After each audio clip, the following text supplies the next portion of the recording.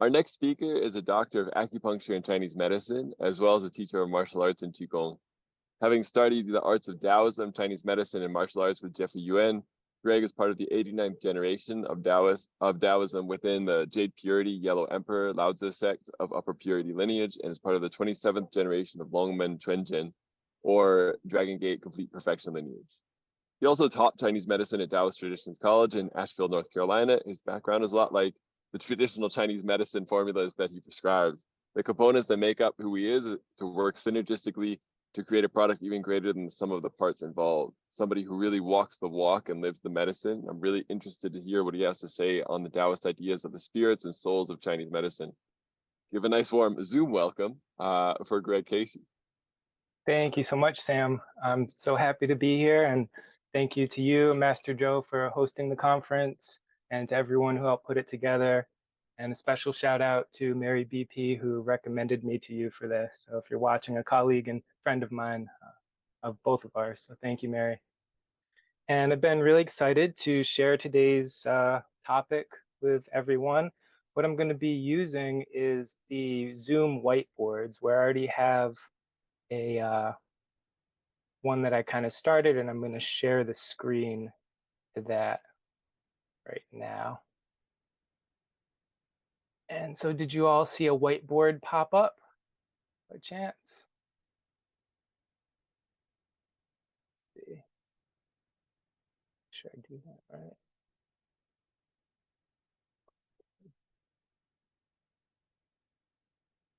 Oh, let me try once more. Sorry, I thought I had That looked like it was coming up with something. Okay. All participants.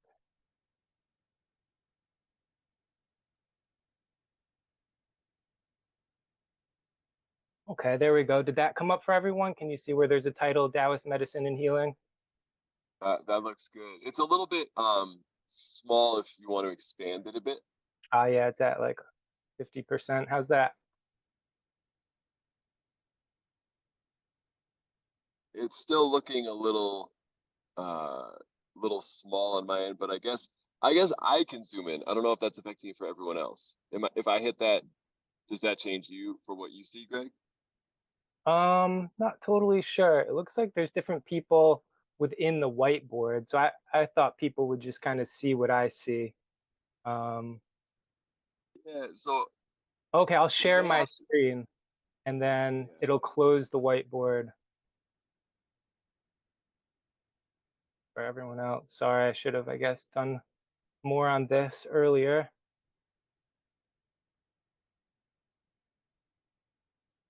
Share. Well, in any case, I can do the talk also without the whiteboard. Um, Yeah, even with the whiteboard, people have control over zooming in themselves. So you can write something on the whiteboard and we'll all see it. We just have to we can pull it up. We can make it big and gotcha. small on All right, our let me ends. try this once more. Presenting. Okay, I see now. I did a collaborating mode, but now I'm going to do a presenting mode. And hopefully that makes it more so people are tied into what I'm seeing. How's that looking? That looks great. We could still, if people need to zoom in and zoom out, I believe that can do that on their own accord. Okay, cool. But there's less colorful name tags flying around, so this is All great. right, gotcha. All right, so for the talk then, I was really inspired by the overall topic of the conference, ancient Taoist wisdom and its impact on modern Chinese medical treatment. And just reading that brought up a lot for me in terms of the possible directions that I could have gone with this talk. And there was a big part of me that even wanted to do a pretty elaborate kind of looking at the history of, what is ancient Taoist wisdom and how has that and Chinese medicine evolved through time alongside each other, intermingling with each other, and come to inform the practice of modern Chinese medical treatment. And for those who know modern Chinese medical treatment, largely since the 1950s, there was the creation of what was branded as TCM, traditional Chinese medicine. And that was in the post-war era of China when the Communist Party was getting its grounding and they were preparing for their great leap forward. And they established, I think in 1954 was the first university, communist university of TCM, traditional Chinese medicine. And what they tried to do was take the previous 2,500, 3,000 years and consolidate a lot of the major players' ideas within that whole history of Chinese medicine and form it into a system that they could implement in in an effective way for the communist society that they were creating, leading up to, of course, the massive communes that they were having of, the deprivatization of land and everyone going to massive communes. And you needed doctors who could be trained relatively quickly and, to some effect to be able to go and to serve them. And so you had this distillation of a lot of history of ideas in the 1950s into TCM. And part of what they, I think, largely left out was a lot of the ideas relating to the so-called Shen and the spirits, because that wasn't, a major concern of the communist government at that point. They wanted things that were going to be more practical on a day-to-day level to be supporting the workers in the fields and, everyone increasing their productivity for the sake of the community, the government. And so you had a lot left out within the TCM curriculums as that would be my contention at least, and that became the foundation of what later spread to the West and became the foundation still of what is taught within TCM Chinese medicine colleges around the country and around the world. And it's what the national exams are all based on. And one of the topics within the TCM curriculums that myself I found somewhat lacking, and colleagues, peers of mine, I would hear students of mine that they would often have more questions about is ideas relating to the Shen, the spirits within Chinese medicine. And so I was trying to use this tablet to be able to draw some ideas out as we're going, but it's telling me it's not available. Okay, here it comes. And so within looking at the idea of the spirit and the soul within Chinese medicine and within Taoism, and I kind of picked my topic around, of course, the overall topic of the theme, looking at, the idea of the Shen, which is very present within Chinese medicine, even TCM, and then it's also present within Taoist cultivation and practice and religion and spirituality, all of that. And so trying to bring from my own background, my studies, of course, with my Sifu Jeffrey Yuen, who, if some of you have taken classes with him, probably some of this will be familiar to you, and probably some of you could give this talk to yourself. But what I'm going to be trying to bring to it first and foremost is, my own appreciation for what I've cultivated through this information, and in a way that I hope is in some way going to be illuminating to people about a Taoist point of view on really the incarnation of the spirit and the soul and how that's understood through this lens that for me again has been largely cultivated through my time studying with Jeffrey, and then through my time a lot in nature, just in the world, working with patients and everyone in my life, that I'm constantly bouncing these ideas off of and cultivating my understanding of the world. So to start then, I'm just going to get the pen tip. So when looking at the idea of the Shen and the spirits within Chinese medicine, the first term there would be the Shen. And then what I've put here, spirit and souls, is what I'm going to be calling the Ling. And so really the Ling is not a term you come up against that much within a typical TCM curriculum. You'll have it, of course, in some of the point names, Heart 4, the Ling Dao.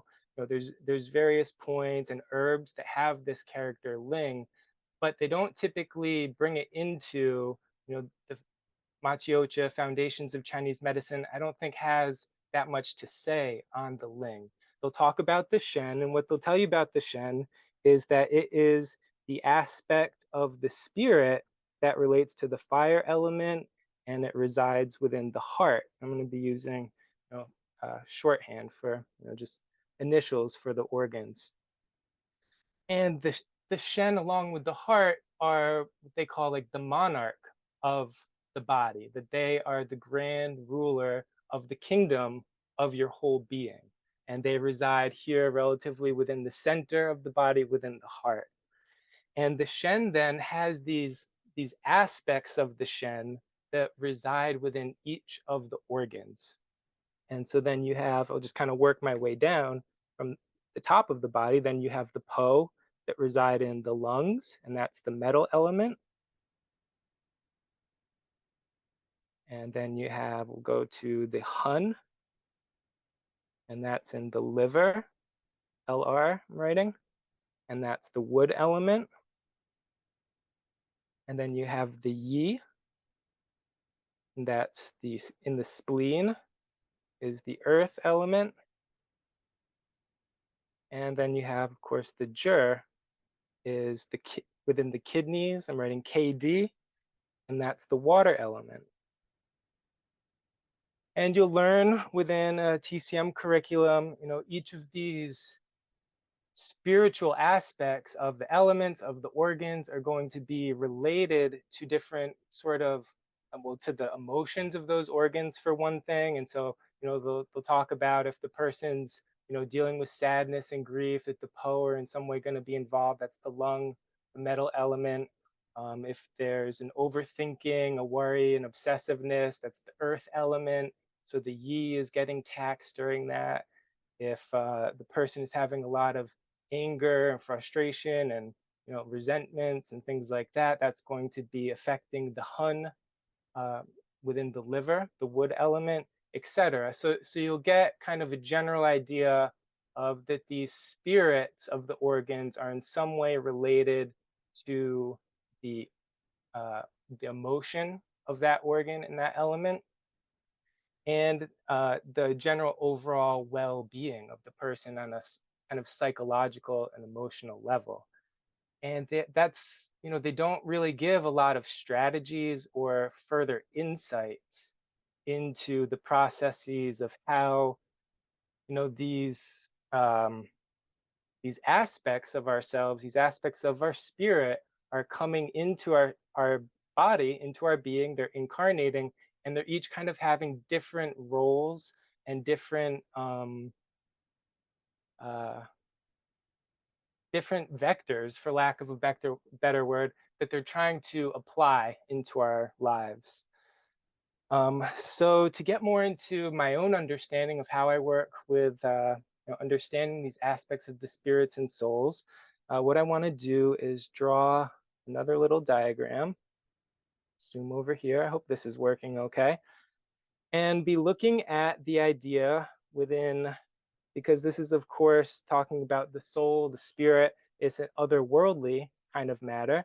And so it's, talking about the cosmology within Taoism, and then also within what's often sometimes called Chinese folk religion at large. And those are relatively distinct, but as time goes on, commingling belief systems. Taoism really, arose in a way that you can point to authors and texts and things within, the early Warring States period of time. And prior to that, you really had more shamanistic type of spiritual and religious practices and understanding of, already an understanding of Tian, of the heavens. And that is a concept that was, later carried into Taoism and Taoist thinking. And so Tian, and then also, would sometimes be similar concept to what could be called Tai Yi, is like the idea of, as soon as I start talking about that and it doesn't want to, Tai Yi, I don't know what happened. Nope. So I'm not going to be able to write about Tai Yi, But what you have is the idea, Taiyi means the great oneness, the supreme oneness. And from the realm of, yeah, I don't know why it won't work.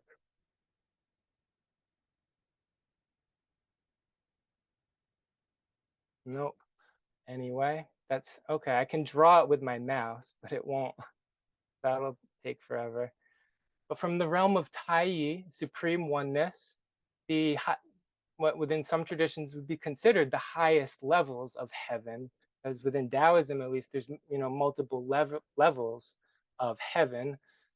But what in general you have within heaven is Shen, is the divine, is spirits, is some force that has um, some degree of a creative nature that is going to manifest into a physical reality. That Shen would be a consciousness, some would translate as gods, as the divine. Whether you're thinking, it's there's one great God, or there's many gods, or gods that are divinities that are aspect of the great oneness. That's all allowed within Taoism, where within Taoism it can really be what's called henotheistic, which means one practitioner could really focus on the supreme one, and maybe focus on Yuan Shi Tianzun, the Taoist progenitor of the universe, or one, or the Jade Emperor, his disciple. They're focusing on one divinity or one wholeness. They might just call Tai Yi, and others might have more of a relationship and communion and connection with some other god or deity within the pantheon of Taoism.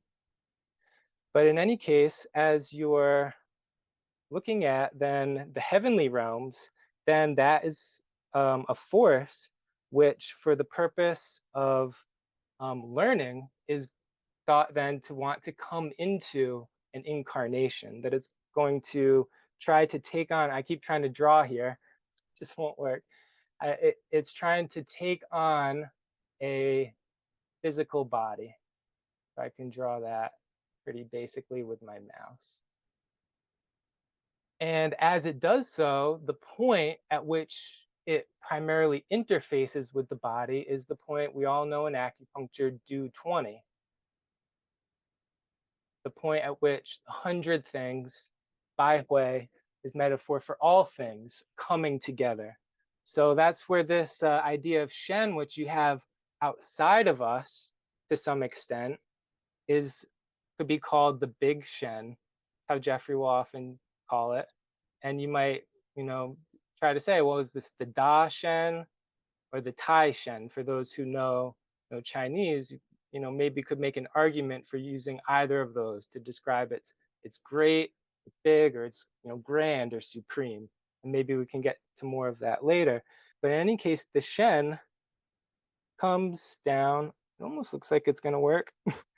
And it has an interface to the body through this point, which within some Taoist traditions they call the Shen Tong.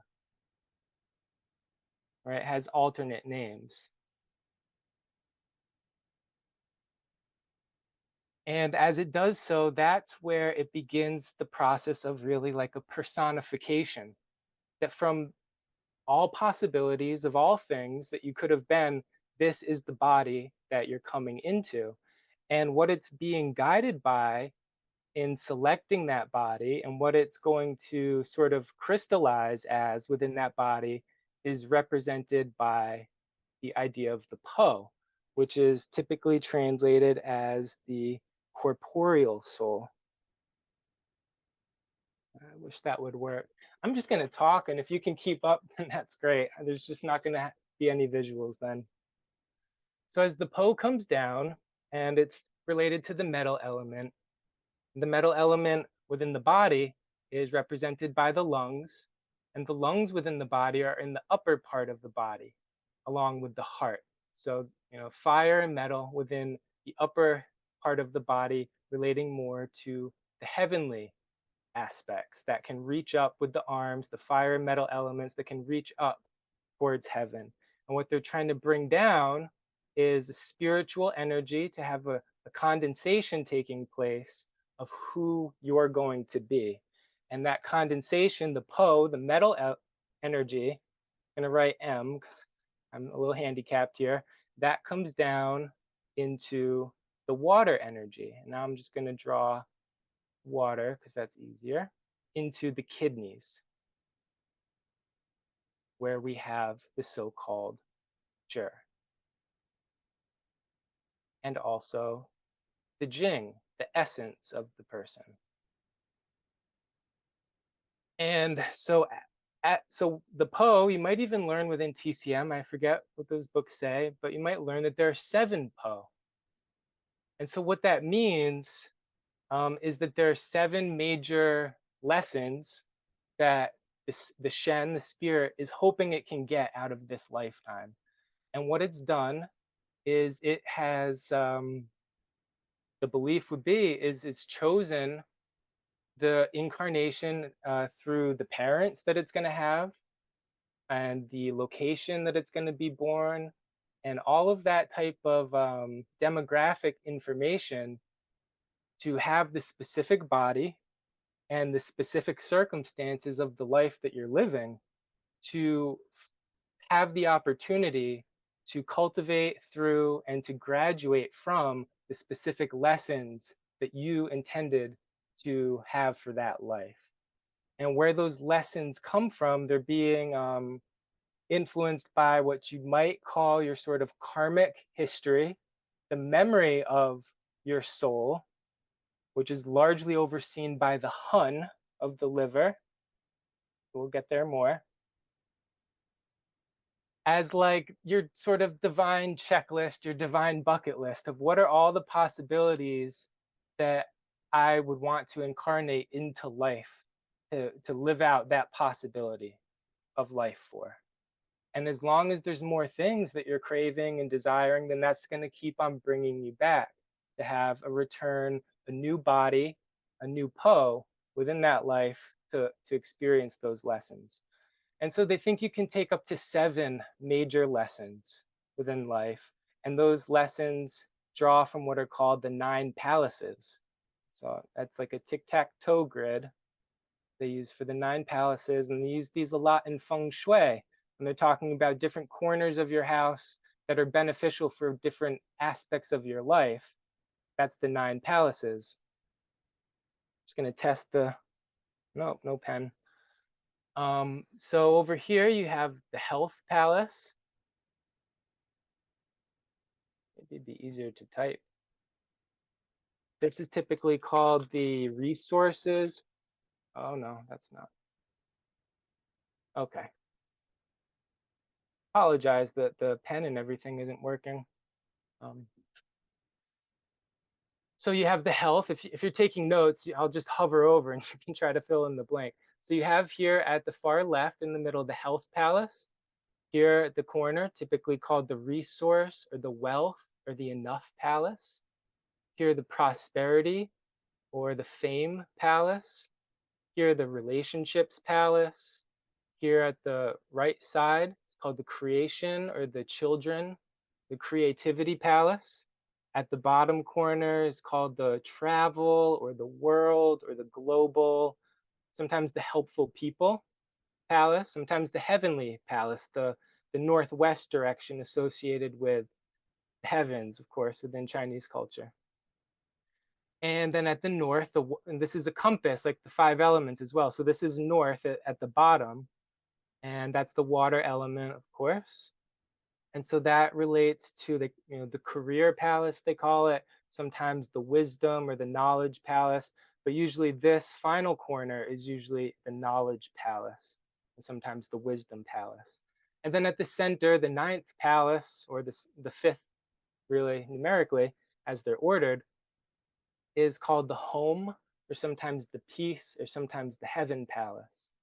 And so what the 9 palaces represent is, from you at your home, at your center, are you feeling at peace in the world? Or do you feel that there's something in some direction where you have then the 8 directions, the bagua around the center, that is guiding you to move outward into the world to continue to explore that area of life?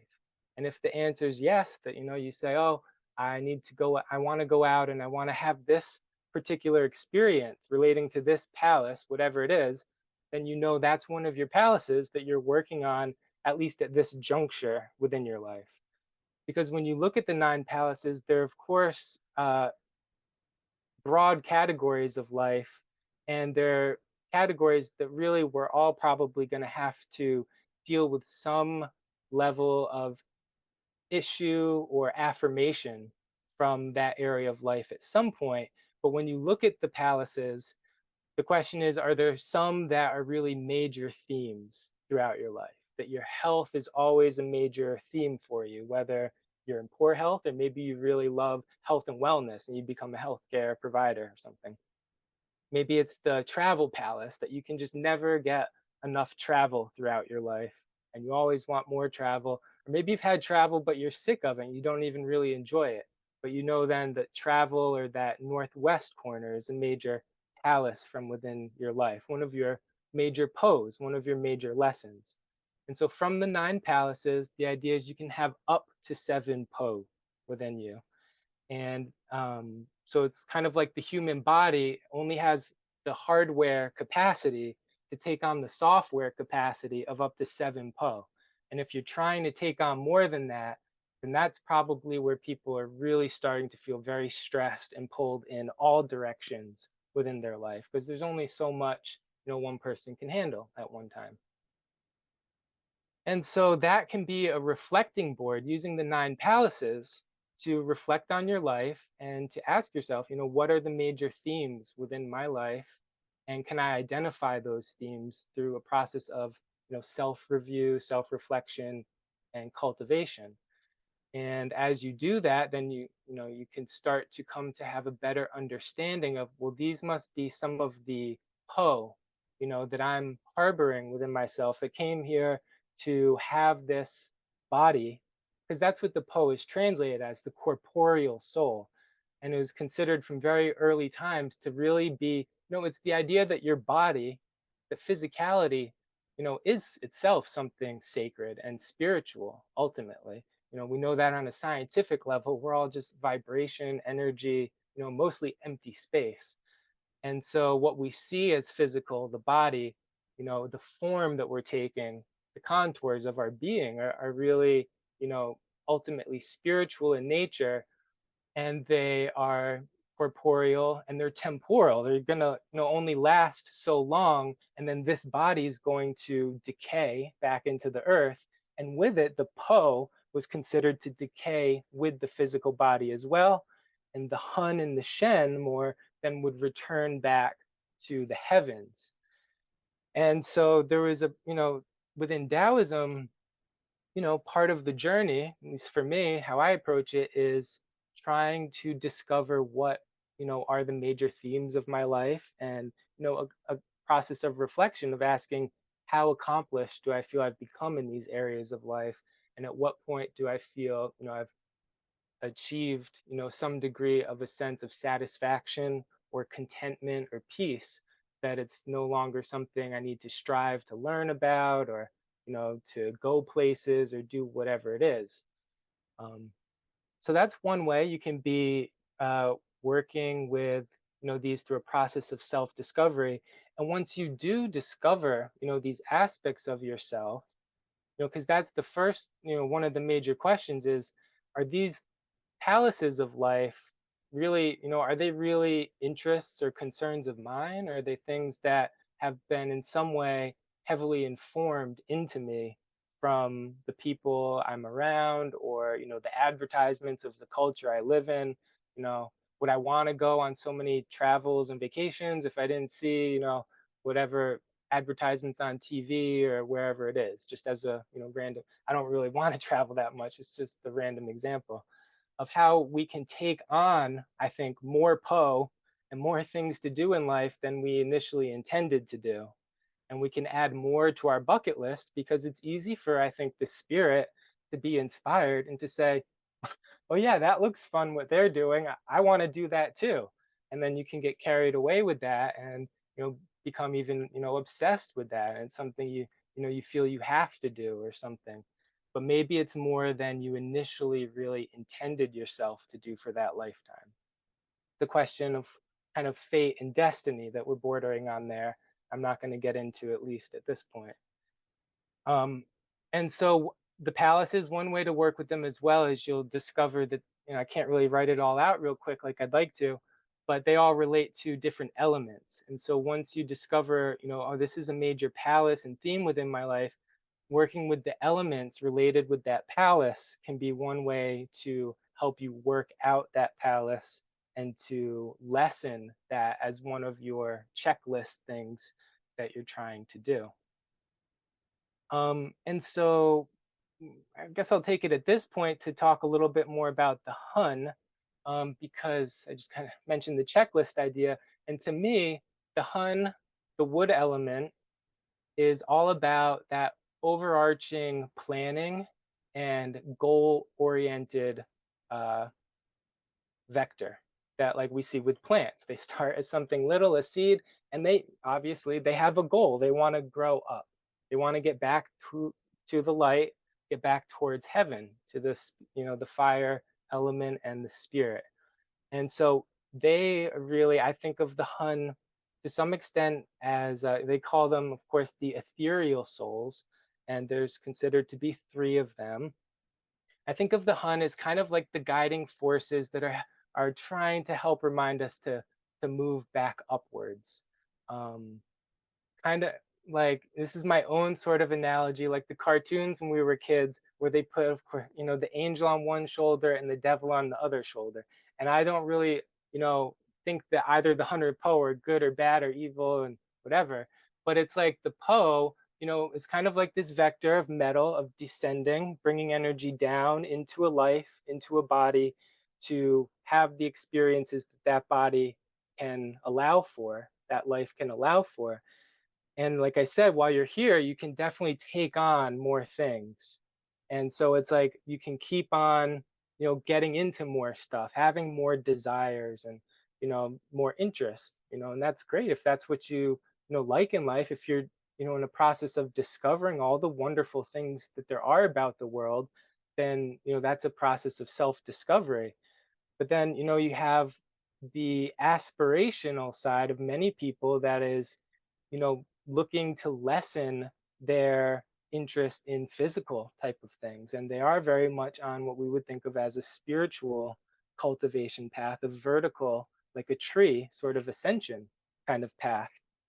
And so the wood element and the Hun, to me, is like the forces that are trying to help lift us up and to help us let go and to transcend the, all the different things in life that could just keep us coming back over and over and over. And so as it does that, what the Hun is considered to do is, after each lifetime, or even really within the lifetime, some people might think every night there's a recording that happens, that when you go to sleep, that the liver blood, which holds the spirit in general, that goes and stores into the liver within Chinese medicine terms. And all the experiences that that blood had throughout the day as it traveled to the far reaches of the kingdom, they get recorded within the blood and they go back to the liver, where then the Hun travels through the liver's internal branch that goes up to Du20 and goes up to the head, where it can then have a recording back. In one way, you might think to the brain, to this, kind of heavenly storage chamber, or even a recording back out, to the idea of like a celestial library, that there's, that's what one way Jeffrey will describe it sometimes, or, within other traditions, you have, the Indian traditions, the Akashic records kind of idea, that the Hun is like the wood element we see, of course, with rings within a tree. It can keep records of time. And so it goes back each day or every so often, like Johan mentioned the Gongshun days, where you would stay up all night to prevent these the Hun and the going up and reporting on your misdeeds on that day. And so if you stayed up all night, then your misdeeds won't get reported, and then your life your lifetime wouldn't be shortened typically in accordance with what your misdeeds were. Um, or then, of course, at the end of your life, there's a recording back as the Hun goes back, or hopefully goes back, doesn't become trapped here, because it can become trapped like the Po as a Gui, as a ghost. That at the end of the life, it would ultimately go back and it would report and record its experiences, and there would be a process of checking that takes place to see, is the Shen, is the core of that person that incarnated as that person, is that feeling complete in those lessons that it took that body and that life on, in the first place. And if it's not, then it's going to start looking for other parents and other locations, other Po that it can get on board, and it can, bring in to have a new body, a new incarnation to try to again live out and resolve those issues.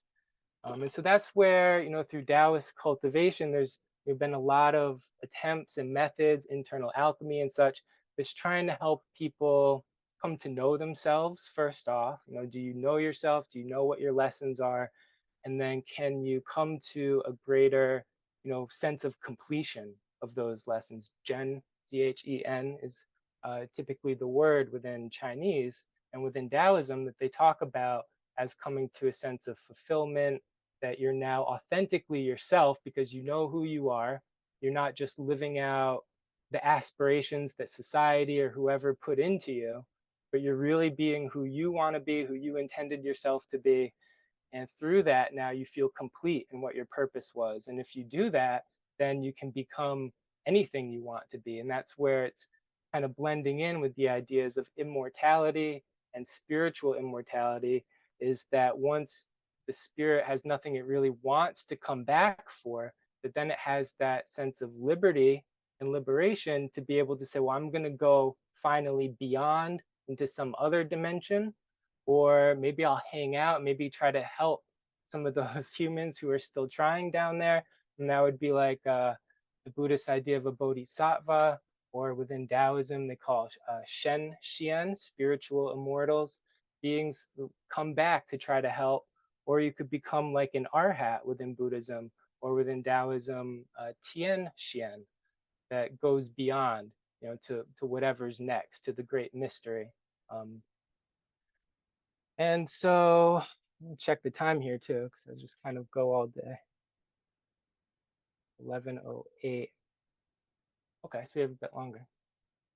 So as we're looking then at this idea of the Shen coming into the body and the 7 Po that is trying to have a completion of, those Po are coming down and they are rooting themselves really within the Jing, within the essence of our being. Um, it's just, we'll see if maybe, I don't know why this would start working, but no.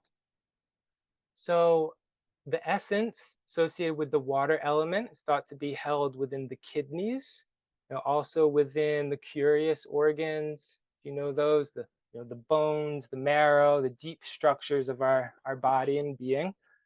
And the Jing, aptly named, I think, is similar. I would make a correlation to the idea of our genes, our genetics within modern times.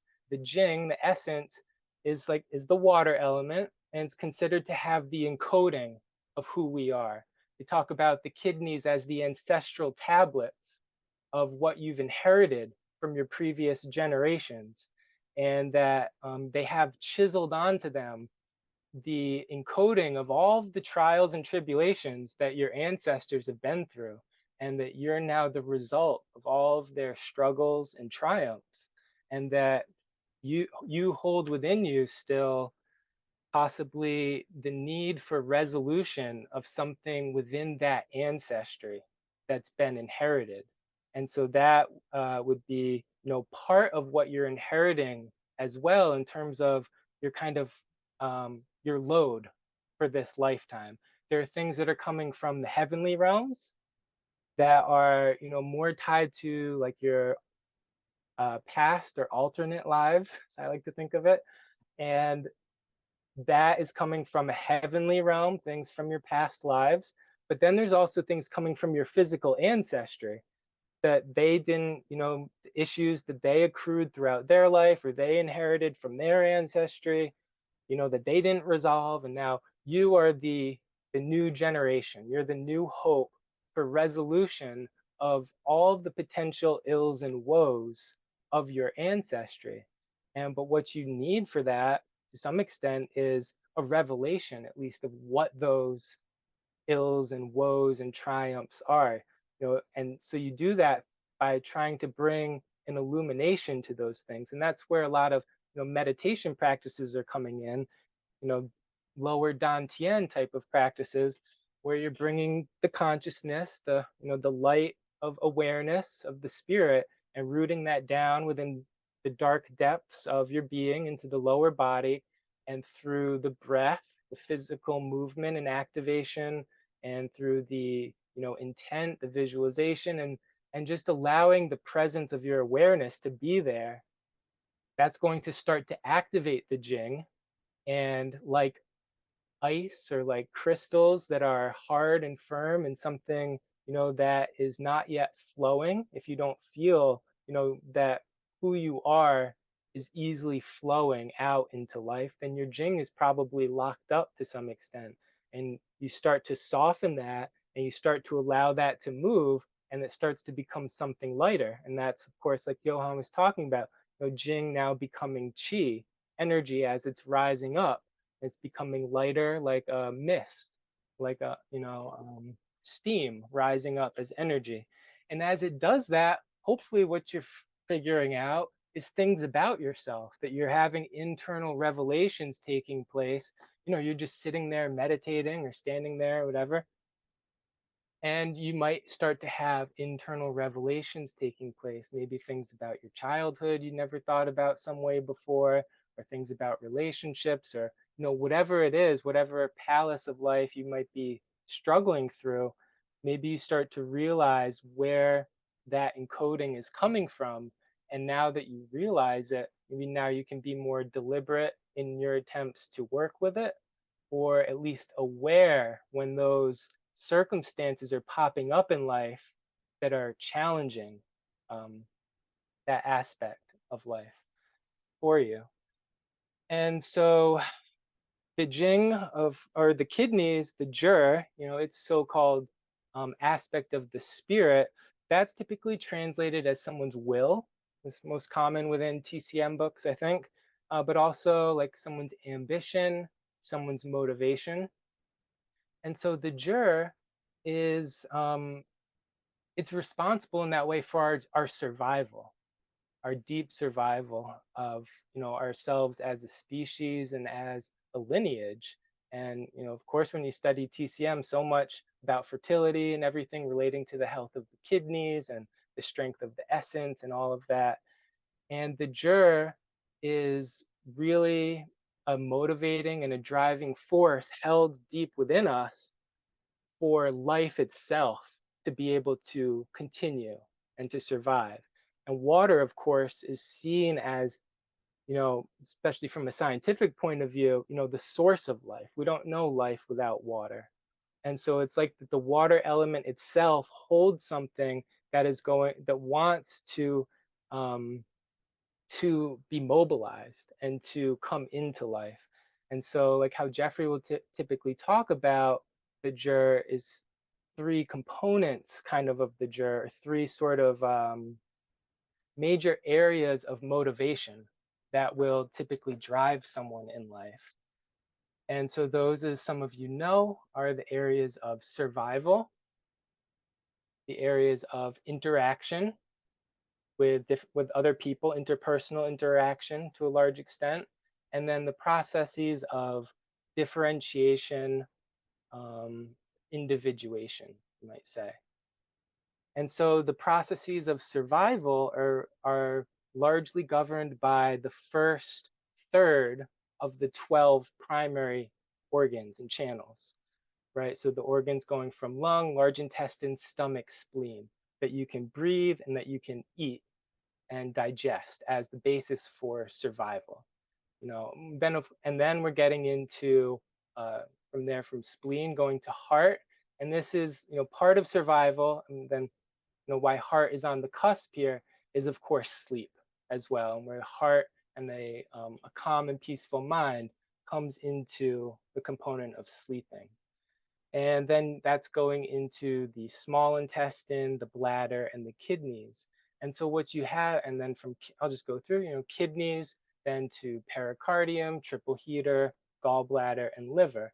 And those last four represent the processes of differentiation.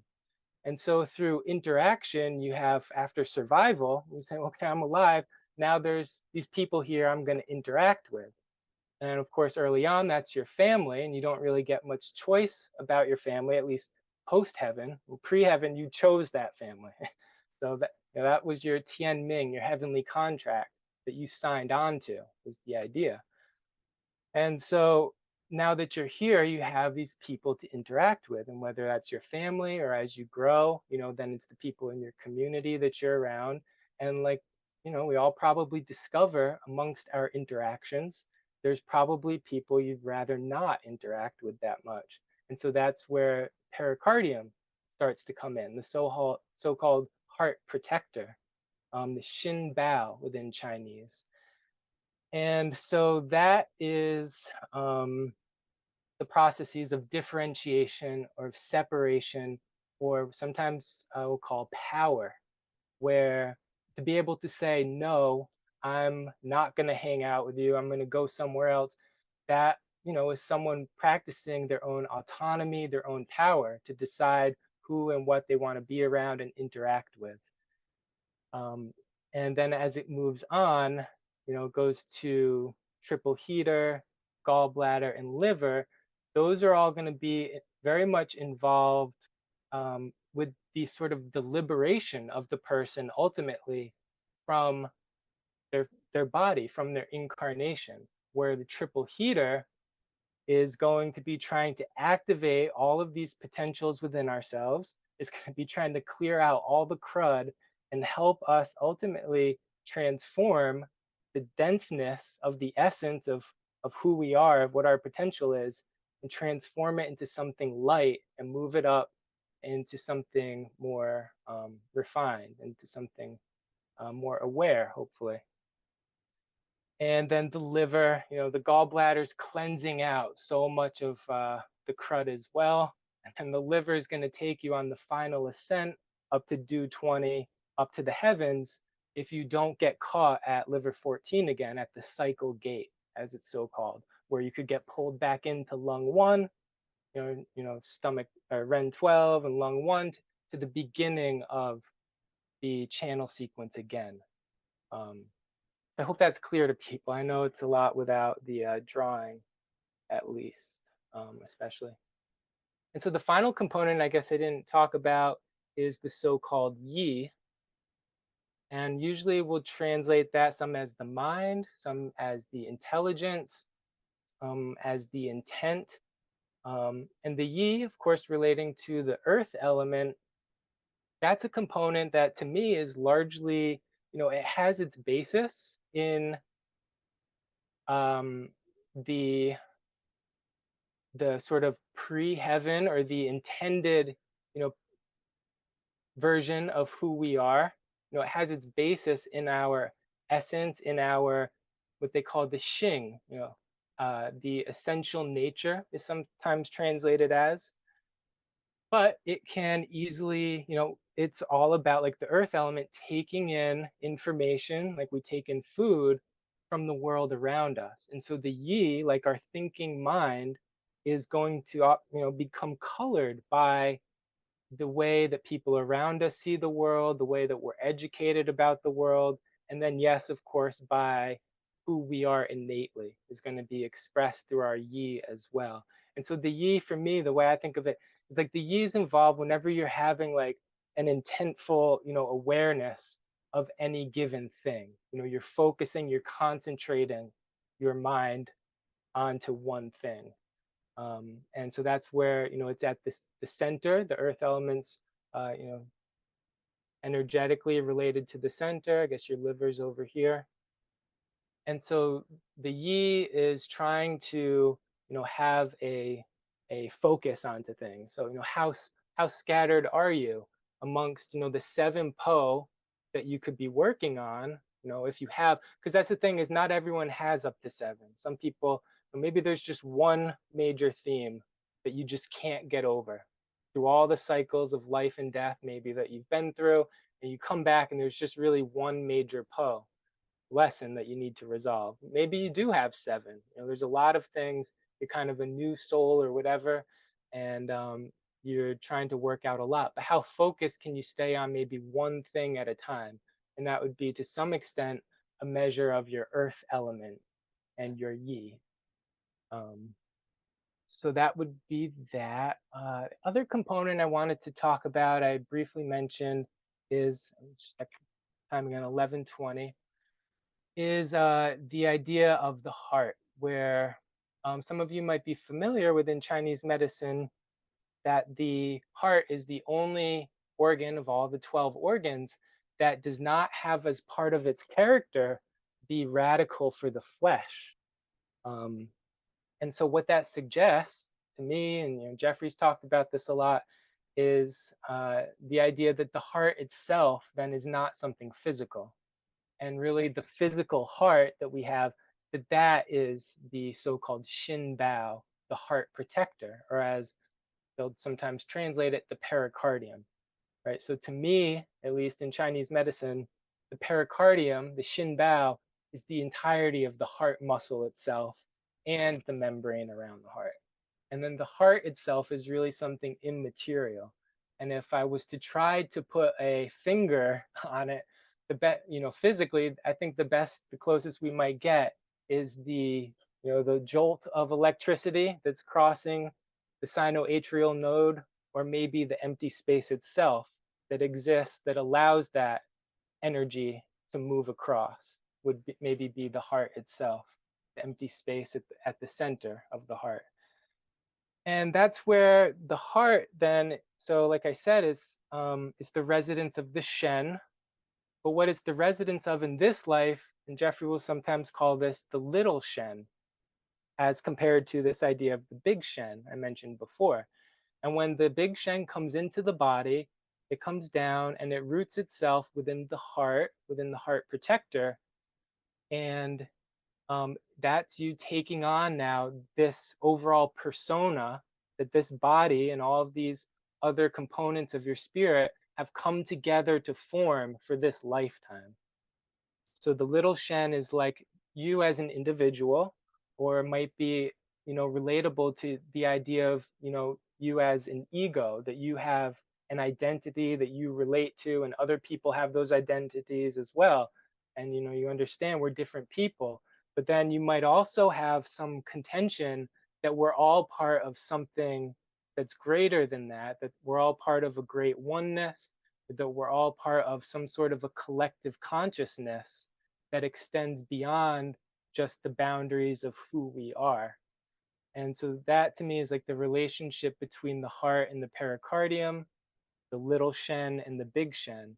And the pericardium, of course, is involved in a whole lot of drama, right? Whenever someone's having a lot of anxiety or interpersonal issues within their life, that's going to be a typical place a lot of acupuncturists will go to work with, because the heart protector, its name even suggests that, when you translate it like that, at least, is the idea of who are you going to let into your true heart. It's like, just whoever you see out on the street, you're going to greet them, with open arms, a big hug, because that also Shin Bao, or Bao, a protector, a wrapper, it's also the word for a hug.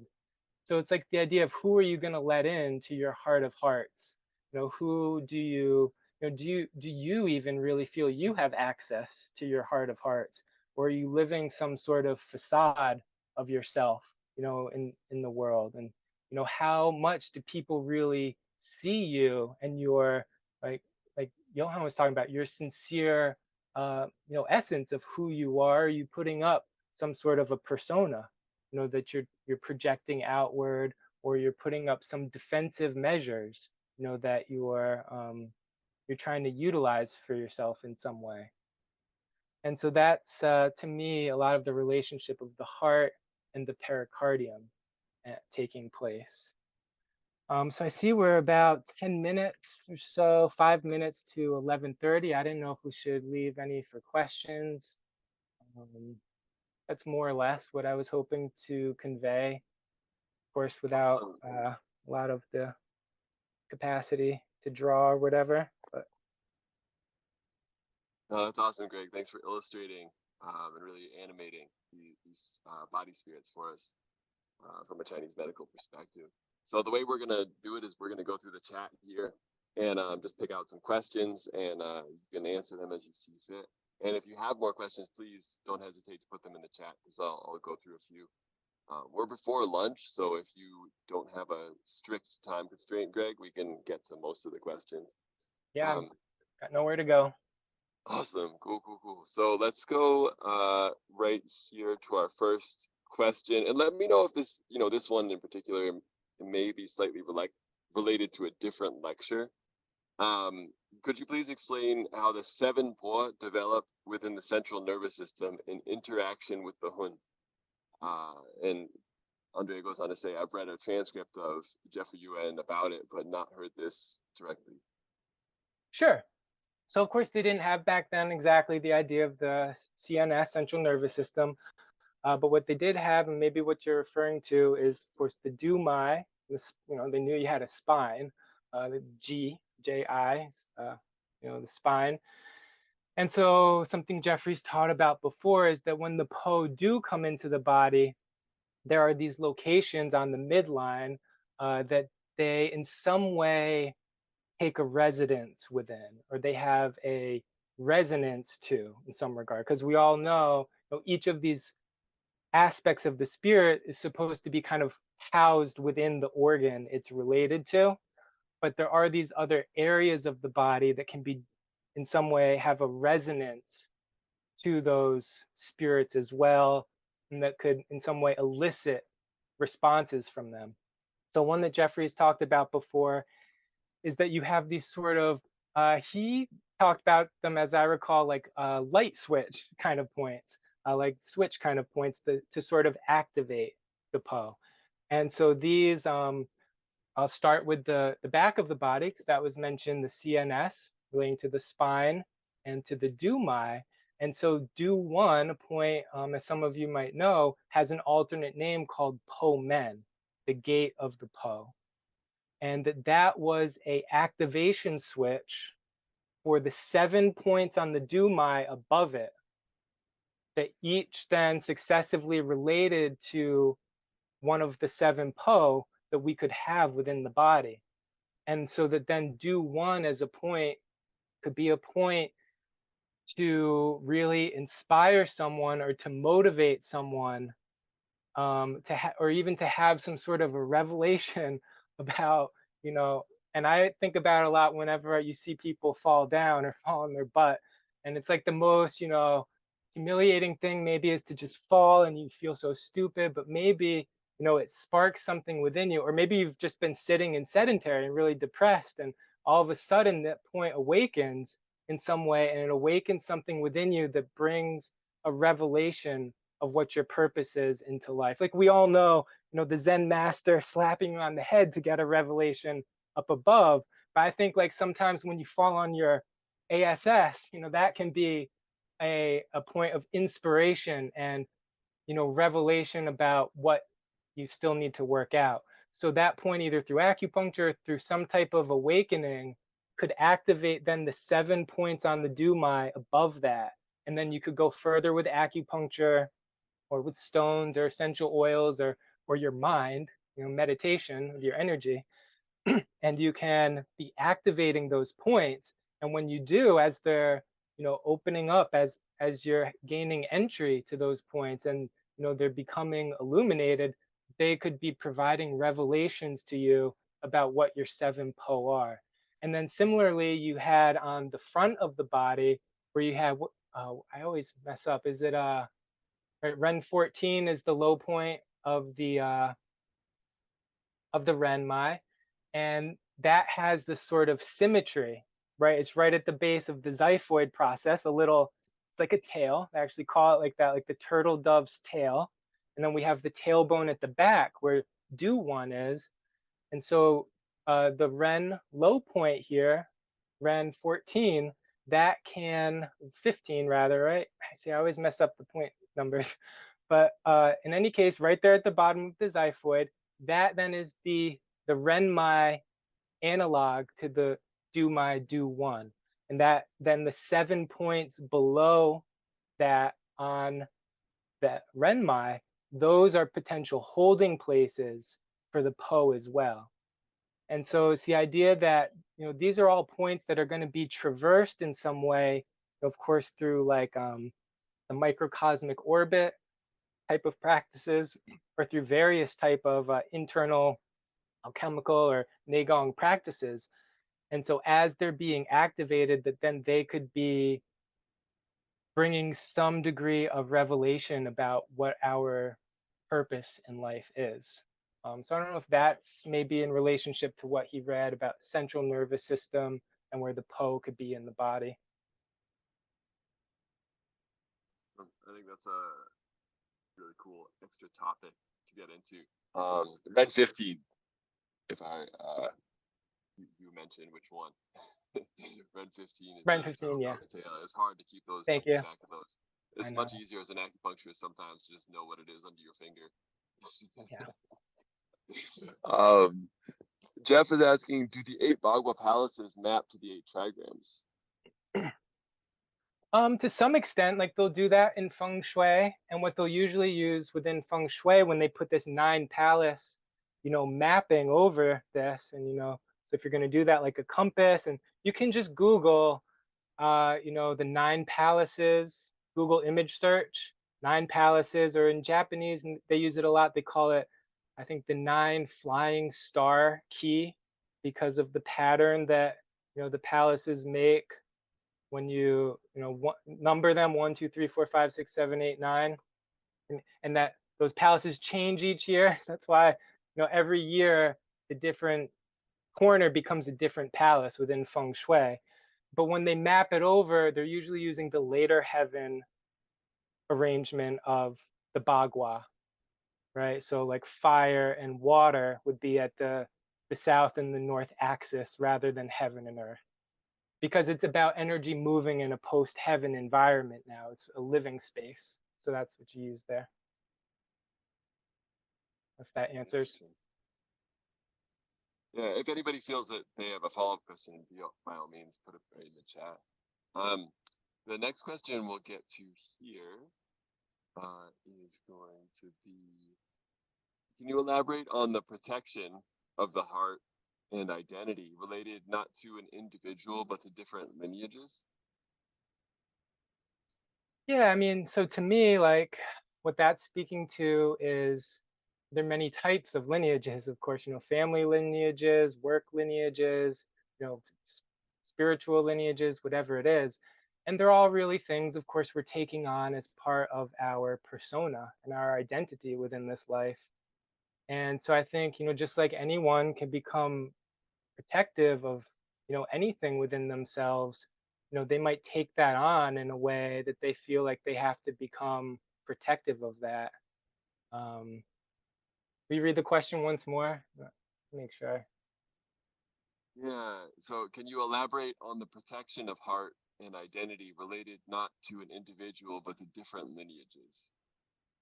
Yeah, and so like for me, you know, regardless of what the lineage is, maybe we'll give 2 examples, a spiritual lineage and like a tradesman, crafter's lineage or something like that.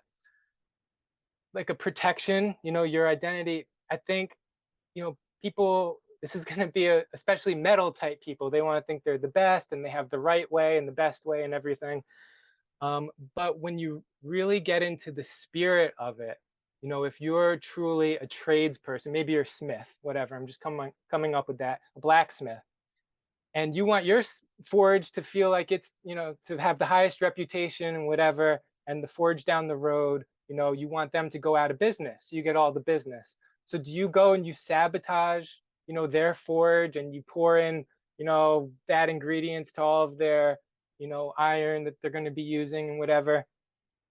Or, do you, in the spirit of seeing, well, we're both smiths and we're both trying to maybe, we're trying to produce the highest level of craftsmanship that humanity can produce. But why do we have to, sabotage each other, feel like we're competing with each other? Can't we have a conference and say, this is, my best technique. What's your best technique, for forging? And similarly, like, some people might have a sense of protectiveness or feeling like their spiritual lineage is better, their Tai Chi system is better, or their Qigong system is better, or whatever it is, their religion is better. But to me, I think of like, how we're all in this together and we're all, you know, in the spirit of, in the example of spiritual lineages, I think trying to cultivate, a greater sense of peace in people's lives and help promote that through various means and paths. And so when you open yourself up to that, that other people can be offering things in their own way that can be beneficial for different people, and that, your way isn't the best way, it's just what works for you, hopefully, at least. You're not getting all bent out of sorts for something that doesn't even work for you. But you open yourself up more to the true heart that remembers, that connects us back to the collective consciousness, and understanding that, what I do to benefit myself, I do to benefit other people. And what I do to benefit other people also benefits myself. And we're all in this together. And that's, as I understand, a pretty Daoist idea, this idea that we don't even really, in some traditions they talk about, your ideas aren't even really your own, that your head is like an antenna, and that you're picking up on collective consciousness type of things, and that to have an effect in the world, you don't even necessarily have to go out and do things, but that your own consciousness is going to be affecting the world at large, and you're going to be sharing wavelengths with other people. It's like you might have heard some examples of co-creations throughout history, times, examples like where people were coming up with the same idea, same inventions in far removed places from each other. And I think that's where we often share collective consciousness. And when you're willing to open yourself up to the true heart and not become limited more in your own ego, your own pericardium and heart protector, then you can start to feel that communion with more people and the overall lift of humanity. We can all be working together. That's an excellent message. To build off of this point, Alfie's asking, is there a training for when the heart is fully open, but then asking how to protect it from letting in other people's negative energies or emotions? Well, that's just the idea, because even before you get to the heart or the pericardium is the lungs. Right? If you can still, my drawing there, and they're like the guards. They're there in the upper chest. If the heart's the heart, the pericardium's the heart protector, then you even further out, and they were the ministers. Within the kingdom model, the lungs were ministers, but they're kind of like guards too. And the ministers, they keep you at what, 50 feet, 100 feet from the emperor. The pericardium's the minister that's right there at the bottom of the stairs. The lungs, they're at the front door. They're saying, you're not even getting in. Sorry, you don't pass my judgment. Never mind, you're going to get in front of the emperor. And so that's where our sense of judgment, for me, is highly rooted in the metal element. And the metal's job of, I would argue, separating the pure and turbid from things, which further is elaborated in the stomach and the small intestine, of course. But the metal is going to be that ability to have a discernment, and then what can become mutated into a judgment that would judge, because energy is energy to me. And, to be able to, it's just, does the energy apply to you in a way that's useful to you, in a way that you find sheng, generating, nourishing, or that you find she, evil or perverse type of thing. And so, to have that concern already shows that, would still need to be resolving your sense of judgment, that there's anything in the world that could come to you that's negative.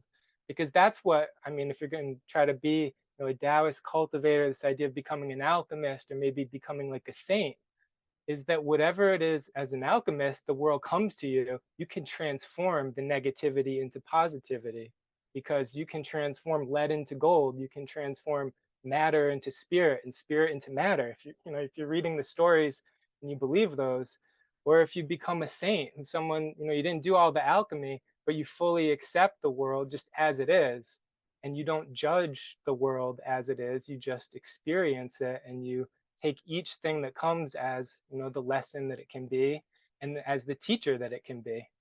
You know, there's no bad teachers. I don't think there's only bad students, because you can only learn from things if you're a good student, even bad teachers. You learn how to not be a teacher or something like that. So to me, that would be where the person might, you know, have to step back to the lungs and to be assessing, does good and evil really exist? You know, that's what chapter 2 of the Tao Te Ching, you know, keep seeing some things as good and some things as bad, some things as beautiful, some things as ugly. It's all relative.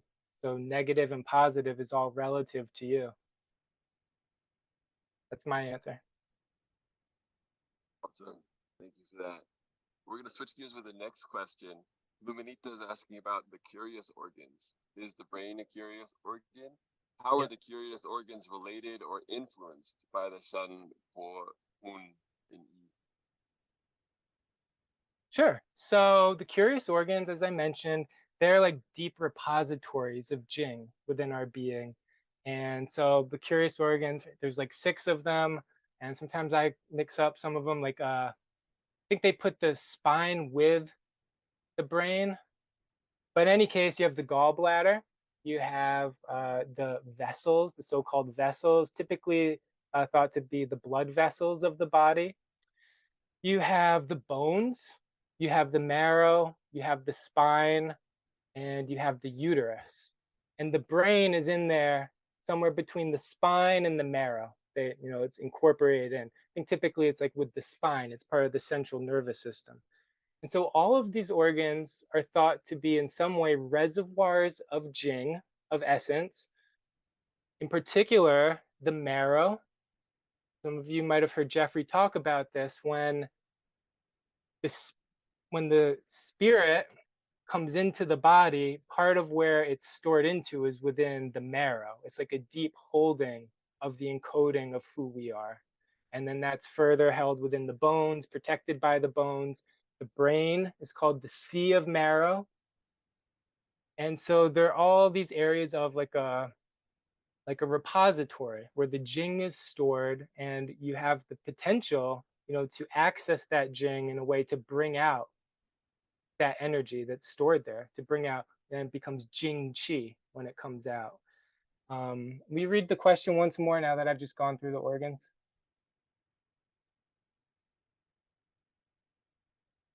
You're muted. How about the curious organs? Is the brain a curious organ? How are the curious organs related to or influenced by the Shen or Un Yi? So place I'll start, I guess, is with the gallbladder, because it's kind of this very interesting, curious organ, and it's like a bridge organ, because it's also, of course, one of the Zong Fu organs, and it's one of the Qi Fu, the curious organs. So the gallbladder is like this bridge. The gallbladder is, as many of you know, it's the second to last organ on the primary channel sequence, followed by the liver is the last one.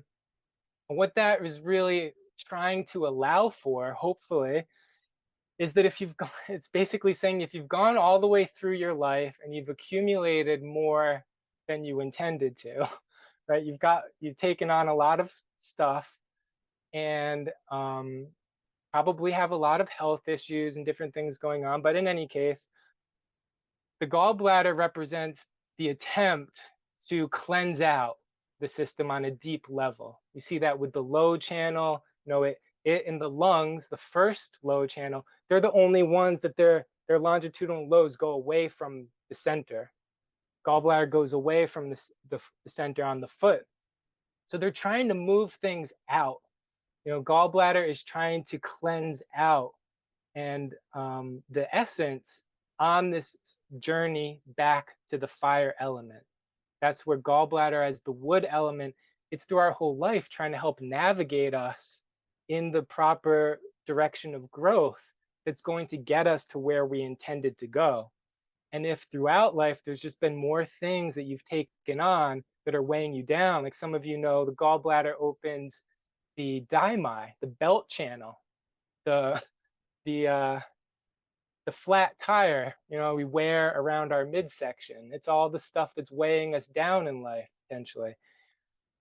That gallbladder is going to try to clear that out so we can lighten our load and try to have an ascension and transcendence process taking place.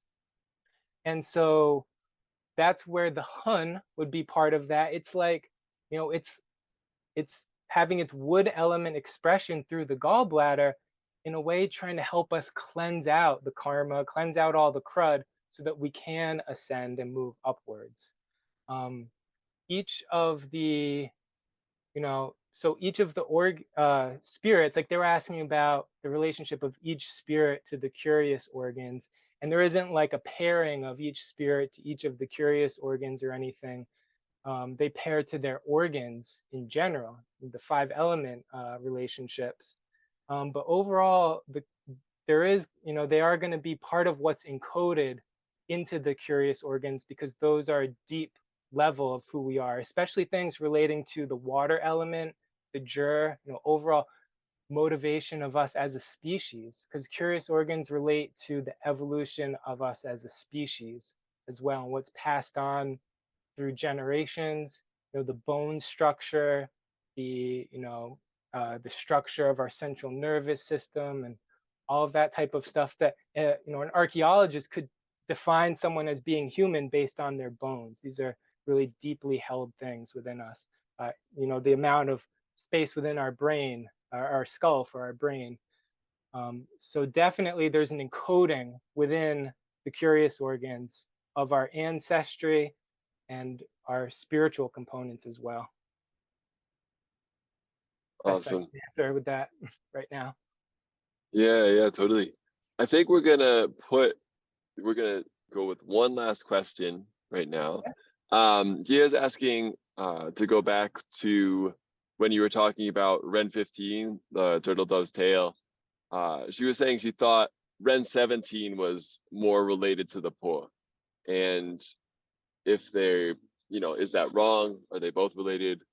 What do you have to say? It's not a point that I typically think of as much in relation to the Po. That's not to say it couldn't be. I think of Ren 17. I don't think it's the typical name within acupuncture textbooks. I think they call it Dan Zhang, which might mean like the center of the chest or something. But I usually think of that point as Tan Zhang, Tan, like an altar, like the central altar. That Zhang means the altar. And so, you know, that's of course where many people, you know, come and bring their hands together, prayer posture, you know, the idea that this space, you know, and that point is basically almost right above the heart itself, where you have the Shen, the spirit, a force that traditionally you would go to an altar to have a communion with. So the idea that this is an area that you can focus and concentrate to try to have a deeper communion with the spiritual forces within yourself. And I think definitely through the Shen that you know is very present within this region, that could be an envoy for sure if you're wanting to access the Po, you know, because the Shen oversees everyone. So you just go there and you say, I want to talk to my Po. And the emperor says, bring out the ministers, and you know, they come and tell you. Awesome. I like that. I like that imagery. If Greg, if you have time for one more question, I do have one thing that I want to go back to. Sure. Yeah. Yeah, I've got all day.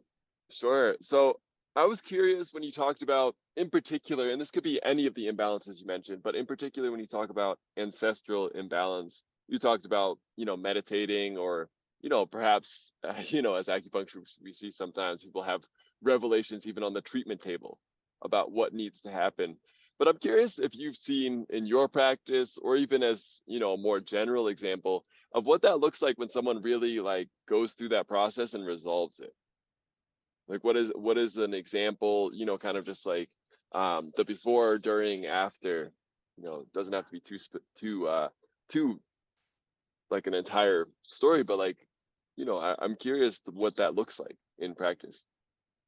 Yeah, it's a good question. I don't think, there's no one coming to mind, like a patient or a student or anyone that I've really seen through that whole process of, I think what I was, to summarize what I was saying, kind of learning about who you are, all the spirits, because from this framework, you'll sometimes see the idea that within us, there's like 10 spirits within us. You have, at least 3 hun, 7 po, but then you have the yi and the jur, and it's almost like they all have a little bit of their own agenda, for what they want to do. This po is really into this thing. This po is really into this thing. This po is really into this thing. It's kind of like you might experience yourself, or some people might experience you, that you have different interests in life, and it's almost like you can have different, personas within life. It's like you could become a different person almost. Think about the different voices that you use to talk to different people, things like that, or the different, voices you hear other people use to talk to different people, and how we're in different social groups or whatever, we act differently. And so that's like how each po, each aspect of our spirit can have its own agenda to some extent. And so, it's hard potentially, first, like I was saying, do you know who you are? Do you know your Xing is the word in Chinese? Do you know your essential nature? And that's often described in terms of the 5 elements. Are you a fire, wood, metal, earth, water person? To what percentage are you fire? To what percentage are you metal, etc.? People will do that. And the palaces will help point you in that direction. And to some extent, you can measure for yourself by asking yourself, do I feel like I'm less, desirous of this area of life? Do I feel like I've traveled to enough places in life? For me, it's like a lot of my interests growing up, martial arts and Chinese medicine, different things. Definitely big palace for me is knowledge palace. So short answer, no, I haven't seen anyone else. I don't think I've really worked with anyone for a long enough time. My career's been kind of fractured and scattered. If you know, I've practiced in Nashville when I graduated. I moved here to Rhode Island for a year and a half. Moved back to Asheville for 5 years and mainly clinic supervised, where I was teaching students in a clinic, and that was most of my clinical work there. Besides that, I've done most recently a lot of community acupuncture, which doesn't really allow for a lot of the in-depth exploration of these things that, if you're really trying to see someone through this process of self revelation, coming to know yourself, and then once you know yourself, can you let go of yourself? Can you let go of all of the memories that keep you attached to those things? Can you really do a sitting and forgetting? Are you really prepared to go and delete your entire Google Photos? Right? Let this life really go type of mentality. And so for me, I'm the only person I've, seen through this process to the greatest extent. And so like for me, part of the reflection would be my interest, my palace for sure. One would be the knowledge palace, right? The northeast corner, and the earth element.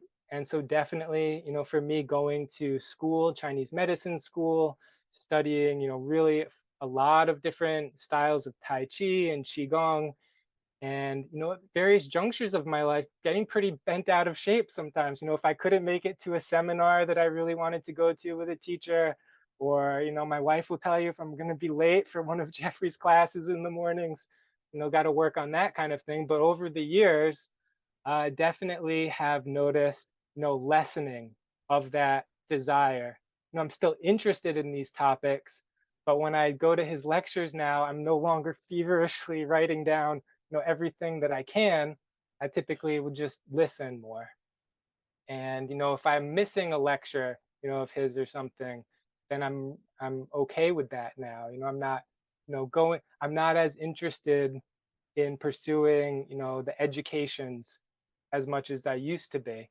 And to a large extent, that's because I worked that out. I went to a lot of school, sat through thousands, of hours of lectures, and done a lot of, martial arts seminars I've taken, and also taught, a lot of classes as well.